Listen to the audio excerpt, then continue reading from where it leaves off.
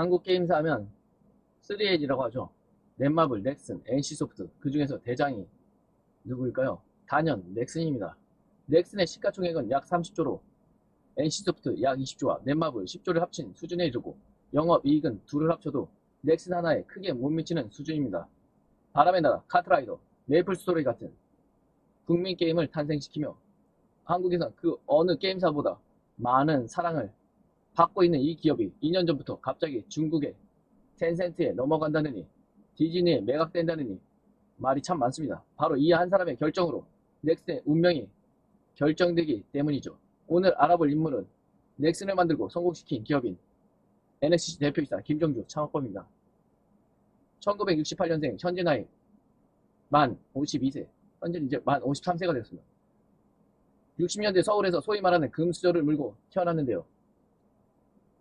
아버지가 서울대 법대 출신 변호사, 어머니가 서울대 음대, 특히 어머니 집안에 청와대 경제수석 외무부 장관, 서울대 명예교수 등 화려한 이력이 질비해 있습니다. 어릴 때부터 부모님께서 늘 이렇게 말씀했다고 합니다. 한 번 사는 인생, 네가 좋아하는 걸 하며 살아라. 이 말은 김정주의 신조가 됩니다. 국민학교 시절 피아노와 바이올린에 빠져 살았다고 합니다.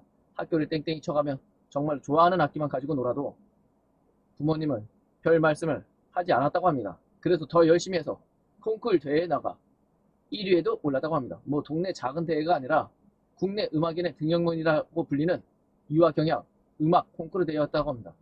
중학생이 되고 사촌형 집에 놀러 갔는데 신기한 물건을 보게 됩니다. 그 당시 가정용 컴퓨터를 가지고 있었던 겁니다. 김정주가 이번엔 컴퓨터에 완전히 빠지게 됩니다. 또 학교를 빼먹어가며 서울 광화문 교보문고를 드나들기 시작하는데요. 80년대 초에는 교보문고에 컴퓨터 체험실이 있었답니다. 그런 모습을 본 이모부가 컴퓨터를 선물해주게 됩니다. 그 후로 집에서 컴퓨터를 붙잡고 프로그래밍에 빠져 살던 김정주는 곧 이런 생각을 하게 됩니다. 이런 컴퓨터를 통해서는 큰 자본 없이도 사업을 시작할 수 있겠구나. 천부적인 사업가의 기질이 있었던 거죠. 고등학생이 되고 종종 아버지의 법률 사무소에 놀러갑니다. 아버지가 기업법의 전문가였는데 그곳에서 기업과 법에 대해서도 많은 공부를 하게 됩니다. 좋아하는 것만 다 하고 살면서도 입시 공부만은 놓지 않은 결과 서울대학교 컴퓨터공학과에 진학하게 됩니다. 참고로 NC소프트의 김택진, 카코의 김범수, 네이버의 이혜진, 엑셀게임즈의 송재경, 아프리카TV의 서수길 모두 서울대 85, 86학번입니다. 이 중 김정주는 이혜진, 송재경과 함께 카이스트로 전산학 석사과정을 밟게 됩니다. 카이스트에서 셋은 소문난 절친입니다. 이혜진과는 기숙사 룸메트였고 옆방에는 바로 송재경이 있었던 거죠. 항상 붙어다니며 창업에 대한 고민을 나눴습니다. 셋이 사이좋게 석사 학위를 취득하고 김정주와 송재경은 함께 박사과정도 밟게 됩니다. 하지만 송재경은 도중에 한글과 컴퓨터에 입사하고 김정주만 연구실을 지키게 되죠. 홀로 남아 앞서 창업한 선배들과 함께 프로젝트를 진행하던 김정주는 연구실의 인프라를 이용해 자그마한 법인을 운영합니다. 중학생 때부터 꿈에 한 발짝 나아가기 시작한 것이죠. 그렇게 시간이 흘렀는데 어느 날 송재경이 연구실로 찾아오게 됩니다. 회사가 안 좋다. 우리 창업이나 하자. 창업 아이템은 바로 머드게임이라고 들어보셨나요? 글만 나오는 온라인 게임인데요.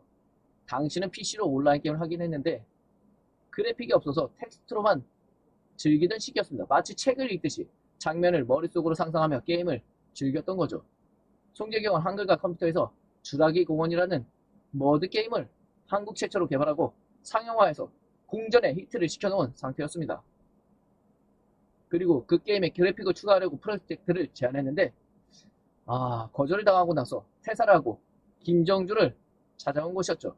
대학 시절 일본으로 연수를 가서 커져가는 게임 산업을 두 눈으로 목격했던 김정주는 송재경의 아이디어에 큰 흥미를 느끼게 됩니다. 결국 게임의 소재를 김진 작가의 환타지, 역사 만화, 바람의 나라로 결정하고 함께 연구실에서 초기 버전 개발에 돌입하게 됩니다. 김정주는 그 아버지에게 생떼를 써 얻어낸 6천만 원으로 서울 역삼동에 10평 남짓한 사무실을 구합니다. 그리고 1994년 12월 26일 드디어 넥슨 제너레이션 온라인 서비스 넥슨이 탄생하게 됩니다. 그의 나이 만 26살 때입니다. 사업은 순조롭게 진행됐습니다. 송재경은 바람의 나라를 상용화 수준까지 고도화하는 작업에 몰두하기 시작합니다. 김정준은 뭘 했을까요? 자금 조달과 경영에 집중했습니다. 마치 애플 컴퓨터를 만들던 스티브 워즈니악과 스티브 잡스의 관계가 비슷했죠. 열심히 발로 뛰며 IBM으로부터 사업을 따내고 정부의 공업발전기금도 지원을 받아낸 김정준은 그래도 돈이 금방 바닥나자 결국 인터넷 사업부를 만들고 본격적인 인터넷 사업을 시작합니다. 그 당시 기업들의 홈페이지 제작 열풍이 불면서 일감이 넘쳐났기 때문에 금방 사업을 확장할 수 있게 됩니다.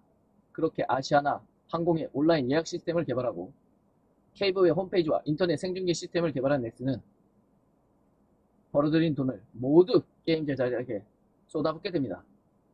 사실 김정준은 많은 돈을 투자받을 수 있었고 은행에서도 돈을 빌릴 수 있었지만 일절 그렇게 하지 않았습니다.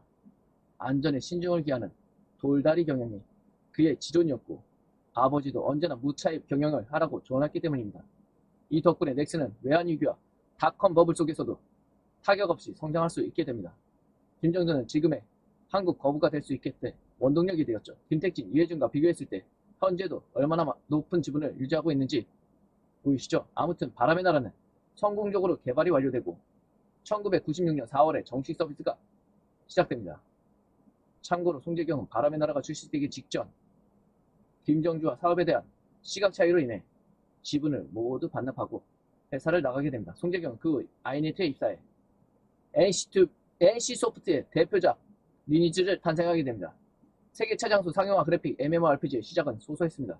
PC통신 서비스 천리안을 통해 10명에서 30명 동시 접속자를 기록하고 수입도 좋지 않았습니다. 하지만 초고속 인터넷망에 깔리기 시작하고 PC방 열풍이 닥치며 이용자 수가 폭발적으로 증가하게 됩니다.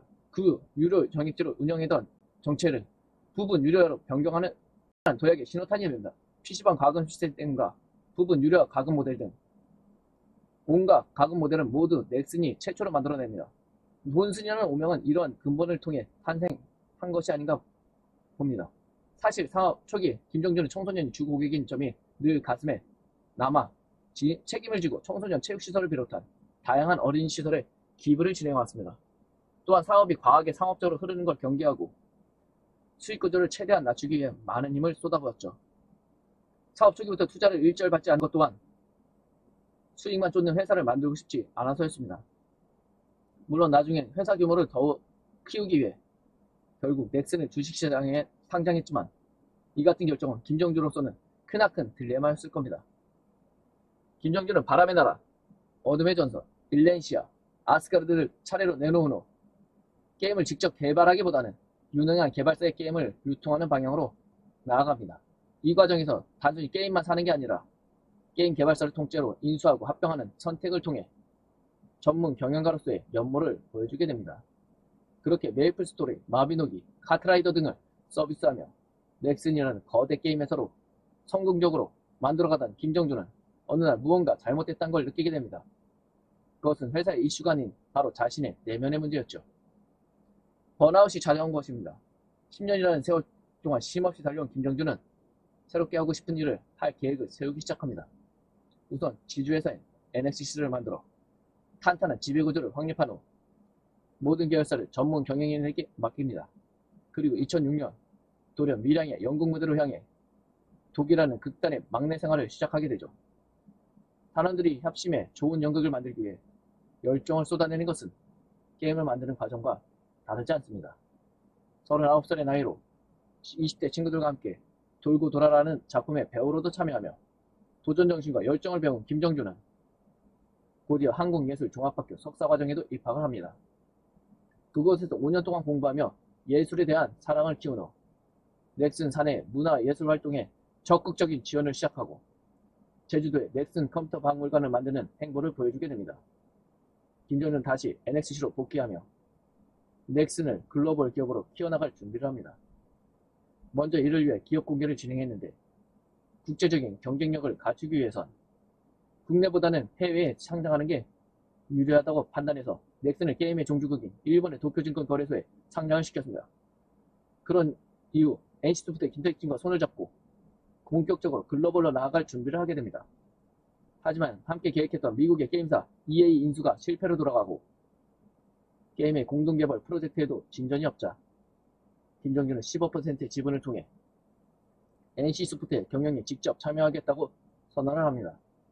이와 같은 결정은 김택진과 큰 갈등을 일으키게 됩니다.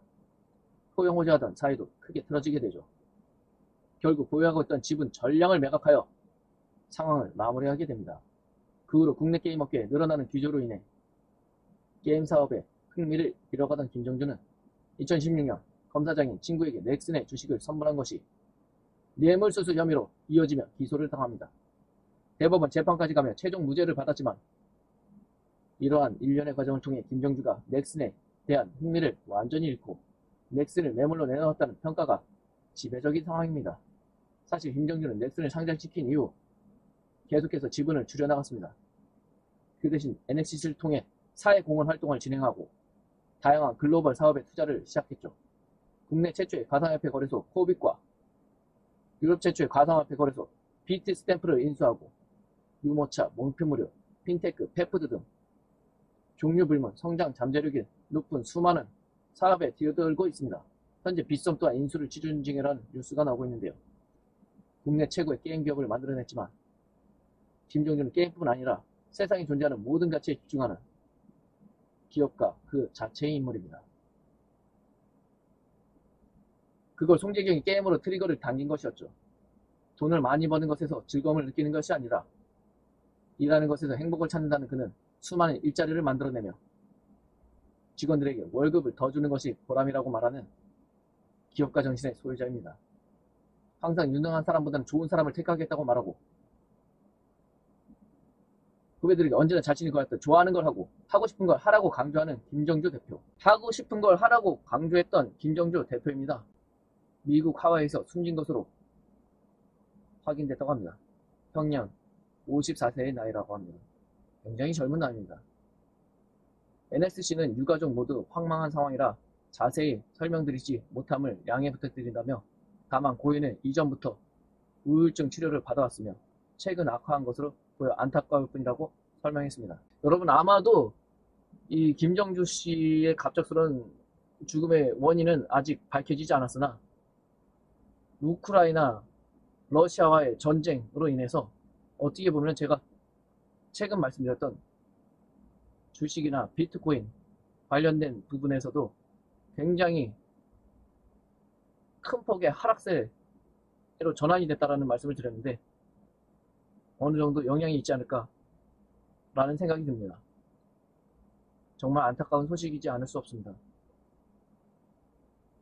회사는 조용히 고인을 보내드리려 하는 유가족의 마음을 헤아려주시길 간절히 바란다고 당부했습니다.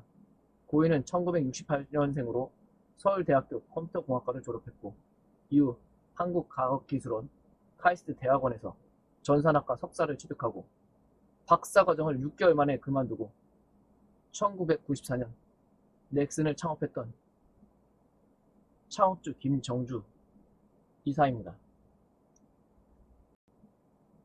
앞서 말씀드린 것처럼 김정주 넥슨 창업자는 게임뿐만 아니라 인수합병, M&A에 남다른 능력을 보이며 정말 넥슨을 국내 대표 게임사로 이끌어 올린 인물로 평가받고 있습니다.